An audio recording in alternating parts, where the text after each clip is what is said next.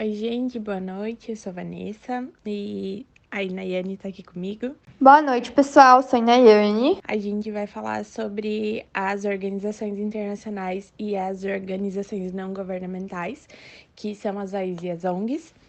E basicamente, então, as OIs foram criadas porque os estados eles precisavam promover uma melhor e maior cooperação internacional. A criação das OIs, ela está diretamente ligada na busca pela paz, porque os conflitos armados, as guerras, vêm acompanhando a humanidade desde sempre, uma vez que o Estado, na figura de soberano, possui sua independência e sempre vai buscar mais poder, seja em territórios ou em população. Uma das formas mais antigas de se obter o exercício da soberania é através de tratados. Esses tratados foram melhor definidos na Convenção de Viena e que definiu assim como um acordo internacional que ele é celebrado entre os estados e regido pelo direito internacional, o DIP. O que é o papel das organizações internacionais? Ele ajuda a definir a agenda internacional e proporciona lugar para iniciativas onde media as negociações políticas, que definem assim as questões mais importantes e quais questões podem ser agrupadas. Dessa forma, ele facilita e determina a prioridade governamental ou desses acordos governamentais. Exatamente isso, né, Vanessa? As OIs ajudam a definir a agenda internacional. E uma das principais OIs é a ONU, né? A Organização das Nações Unidas. Ela praticamente une todas as nações do mundo. A ONU, ela surgiu no fim da Segunda Guerra, né, em 1945, que veio em substituição da Liga das Nações. A Liga das Nações, surgiu na Primeira Guerra Mundial, no fim da Primeira Guerra Mundial, instituída em 1919, porque ela objetivava promover a paz e a segurança mundial, principalmente. O que acontece é que o papel e a presença dos atores da sociedade civil no processo da ONU aumentou consideravelmente durante as últimas décadas e principalmente a partir de 95, que foi depois do Fórum das Organizações Não Governamentais. Porque, assim, milhares de organizações da sociedade civil puderam tomar uma parte ativa nos trabalhos da ONU e não ficaram somente no papel de observadoras. O número de pessoas que participaram desse fórum está estimado em 30 mil. Então, as ONGs, elas sempre desempenharam um papel muito importante na ONU. E elas surgem na sociedade para suprir uma demanda das ações que deveriam ser realizadas pelo governo, no entanto, não foram atendidas de uma maneira satisfatória. Inicialmente, era comum que investidores e doadores repassassem recursos financeiros para o governo de países em necessidades. Sendo assim, a principal finalidade é de atuar nas questões em que o governo se mostra, digamos, incompetente ou às vezes até desinteressado e que possui grande relevância para o bem-estar social. E as ONGs, elas não têm nenhuma relação direta com o governo, né? Elas não têm o objetivo de ter lucro. O funcionamento delas, só depende das doações privadas, né? O financiamento é todo privado. E um exemplo de ONG é a Associação Amor para Down, que é uma organização da sociedade civil de direito privado sem fins lucrativos, de caráter beneficente. É também sobre o Manifesto em Prol do Direito à Vida Inclusiva da Pessoa com Deficiência. Ele busca, por fim, o reconhecimento de que é o papel das entidades da sociedade civil de apoiar as pessoas com deficiência a transpassar as barreiras que impedem a sua participação plena e também a inclusão social na sociedade, permitindo assim exercer a sua autonomia em igualdade de oportunidade com as demais pessoas. E também que é o papel do Estado implementar a legislação que assegura a proteção dos direitos das pessoas com deficiência e que assim formulem políticas públicas inclusivas com a participação direta dessas pessoas ou então entidades representativas, também viabilizar financiamento e avaliar permanentemente a execução para a garantia de efetividade.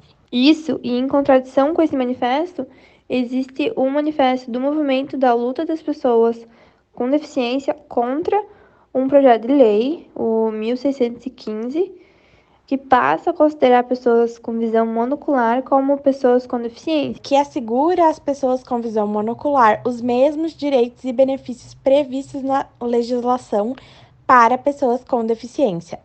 Pois, segundo a Convenção Internacional sobre os Direitos das Pessoas com Deficiência, que seria a CDPD, as pessoas com deficiência são aquelas que têm impedimentos de longo prazo e das naturezas física, mental, intelectual ou sensorial, os quais, em interação com diversas barreiras, podem obstruir a sua participação plena e efetiva na sociedade, em condição de igualdade com as outras pessoas.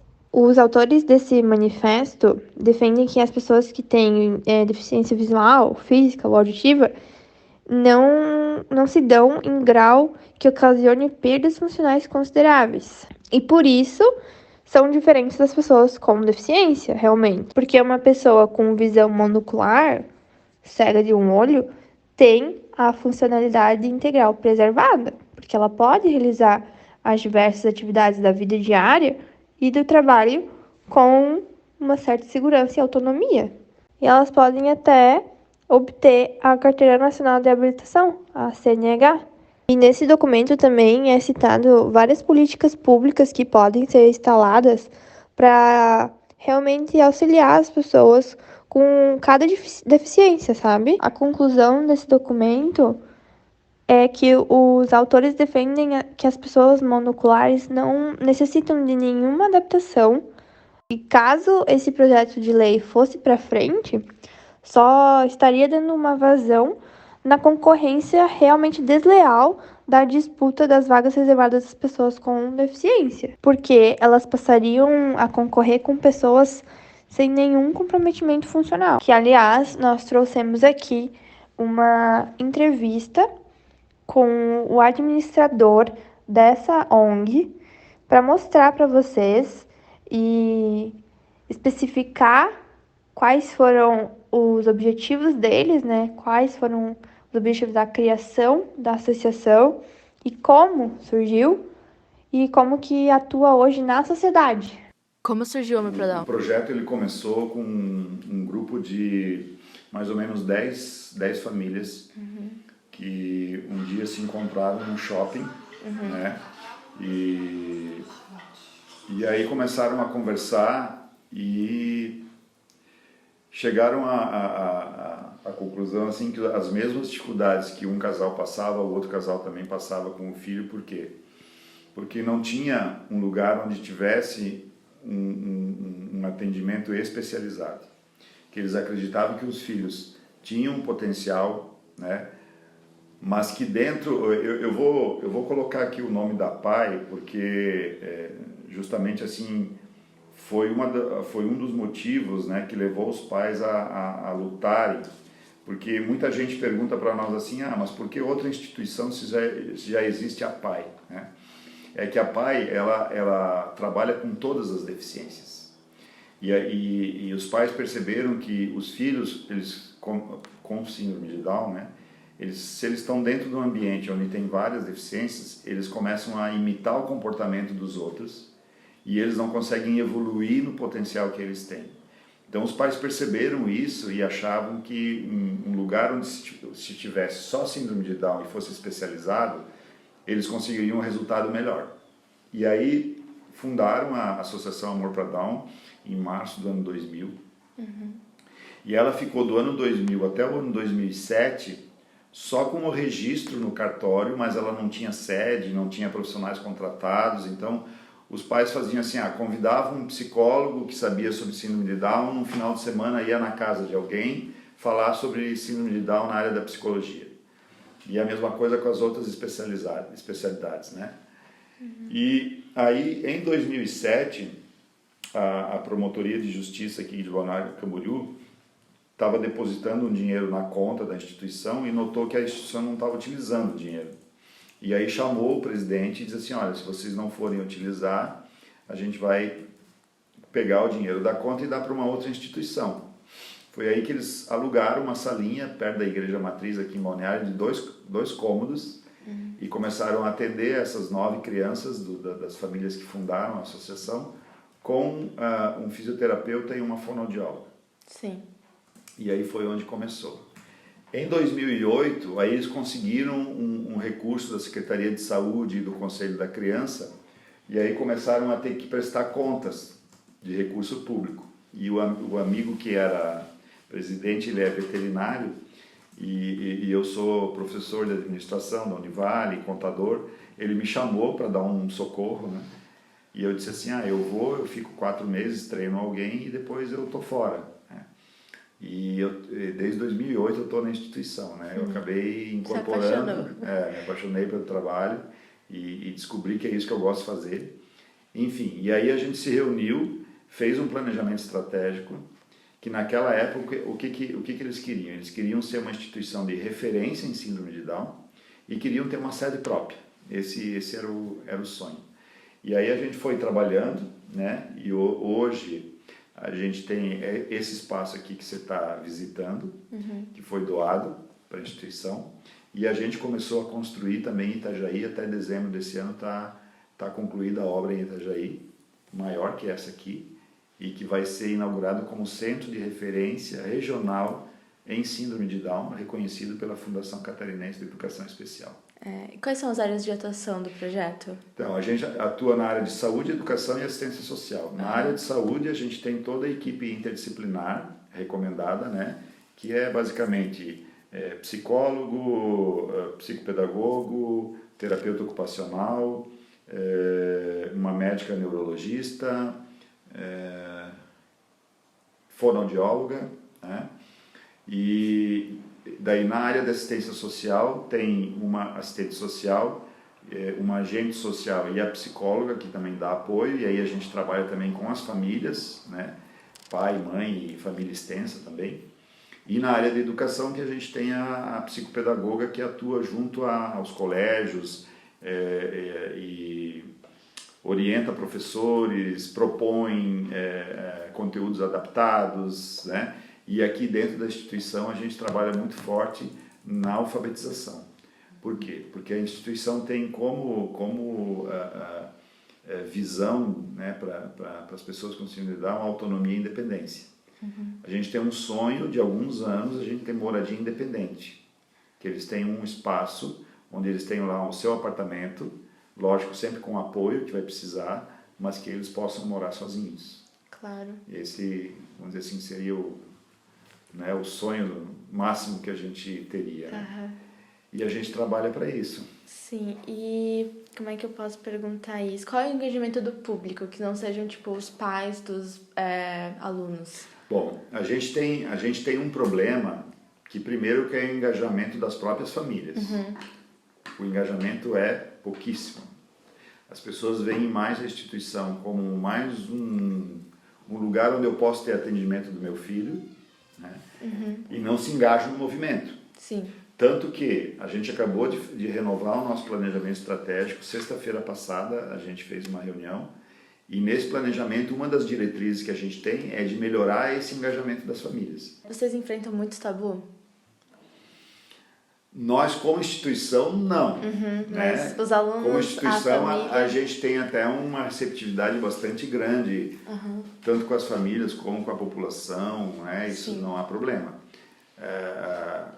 Se você começar a falar em tabu, aí a gente fala na questão do preconceito, né, com as pessoas com síndrome de Down. Isso sim. Isso a gente sente que a sociedade ainda não está pronta. Não tem cultura, não está preparada para inserir essas pessoas dentro dos locais onde eles têm direito de estar. Eles ainda preferem olhar para a dificuldade e talvez limitações que as pessoas com síndrome de Down têm do que para as potencialidades, né? O que vai ser útil no viés social, tanto para os associados quanto para a empresa, por exemplo, na contratação. Eles sempre focam do lado errado. Sim. E tanto que também uma outra diretriz estratégica nossa é justamente a gente trabalhar nisso, né? Nas relações sociais e afetivas e na inclusão deles. A mesma coisa que eu quero conversar é que você me fale um pouco sobre a síndrome de Down, tanto tipo os pais, a aceitação deles com os filhos, com que idade as crianças começam a frequentar aqui, até que idade os alunos eles estão aqui dentro. Tá. Bom, eu não sou técnico na área, mas eu sou administrador, mas por todos esses anos de convivência, sim, claro, eu já consigo falar sobre isso, né? Assim, a gente começa a atender as crianças desde a maternidade. A gente tem uma parceria com o Hospital Ruth Cardoso, com o Hospital, a Maternidade Santa Luísa, né, o Hospital Marieta em Itajaí, e quando acontece um nascimento num desses locais, a equipe de enfermagem conversa com os pais, diz que existe a nossa instituição e pede permissão para alguém da instituição fazer contato com a família e ir lá no hospital fazer a visita. Então, se a família permite, né, tem algumas que não querem, né, mas se a família permite, a gente já vai lá, ou a nossa psicóloga, ou um casal de pais, né, ou a nossa coordenadora vai para fazer esse primeiro contato, que a gente chama de acolhimento. A gente não vai lá para dizer, síndrome é isso, síndrome é aquilo, não. A gente vai para dar um acolhimento, para se colocar à disposição, e aí depois, normalmente, as famílias vêm até nós. Às vezes demora, né? Ontem até tinha uma mãe aqui que fazia, acho que 4 meses, né? Que tinha nascido a criança. 2 meses. 2 meses. Na verdade, e ela estava me negando ainda. E aí tem esse período que a gente chama de período de luto, né? Sim. Que não é o filho perfeito, não é o filho ideal, que a gente quer e a gente imagina, né? E aí a gente chama de luto mesmo, que o casal entra num sofrimento emocional bastante grande e a gente dá todo esse acolhimento para que esse processo de transição seja o menor possível. Por quê? Porque a criança com síndrome de Down, ela precisa do vínculo com a mãe, principalmente, né? E o vínculo com a mãe começa com o quê? Com a maternidade. Sim. Né? Às vezes na maternidade, Bom, vou falar um pouco então da síndrome de Down, né? A síndrome de Down é um acidente genético, não é doença, como alguns acham que é, né? Ou seja, não tem cura, a pessoa é desse jeito. Por quê? Porque na concepção, no par 21 do cromossomos, ao invés de ter 2, tem 3. Por isso que também a gente chama de trissomia do par 21 de cromossomos, né? Então, essa trissomia do par 21, ela traz algumas características para a pessoa, né? Que é as características físicas, né? Que é a falta de pregas na mão, né? A cavidade bucal um pouco menor, daí por isso que eles têm a língua às vezes para fora, né? O olho um pouco puxado, porque antigamente se chamava de mongolismo, né? Que é parecido com os mongóis, esse olhinho puxado, né? A inserção da orelha também, né? A tonicidade muscular, eles são, vamos dizer assim, mais molinhos, assim. Então, todas essas características, né? Dificuldade um pouco de andar, geralmente nasce com problema cardíaco, né? Que muitos têm que fazer cirurgia cardíaca logo que nasce.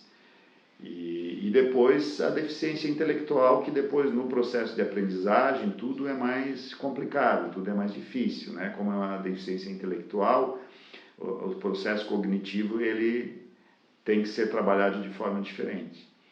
Também acontece de muitos ter problemas auditivos, problemas de visão, problemas hormonais, né? Então tem uma série de complicações assim de saúde. O envelhecimento é mais rápido, eles envelhecem mais rápido. Então ele tem que ser estimulado para que ele tenha uma melhoria nesses aspectos. E esse estímulo também tem que, vir dos pais e ser para os pais também, né? Porque se os pais eles não percebem um desenvolvimento da criança, eles acabam tendo uma aura negativa, né? Isso influencia muito no desenvolvimento da criança, no ambiente familiar que ela está inserida. Eu vejo muito que crianças que têm um apoio maior dos pais, que os pais estão mais presentes nas ONGs que eles participam, elas têm um desenvolvimento melhor do que uma criança que só tá indo lá e os pais buscando, indo lá e buscando. Ela parece assim que tá faltando, sabe? É como se o carinho, o amor fosse uma coisa mais, uma cola que ajudasse no grude do desenvolvimento, né? Vocês têm alguma história, assim, de alguma criança específica, alguma criança que se superou em limites, algo assim? Temos várias histórias. A Natália, ela é filha de um dos casais fundadores, ela está hoje com 27 anos. A Natália é alfabetizada, a Natália está trabalhando, né? Está namorando, ou seja, está tendo uma vida plena, né? Bom, então esse seria nosso podcast, que chegou ao fim. Espero que todo mundo tenha gostado e muito obrigada. Tchau. Boa noite, pessoal. Obrigada por toda a atenção. Tchau.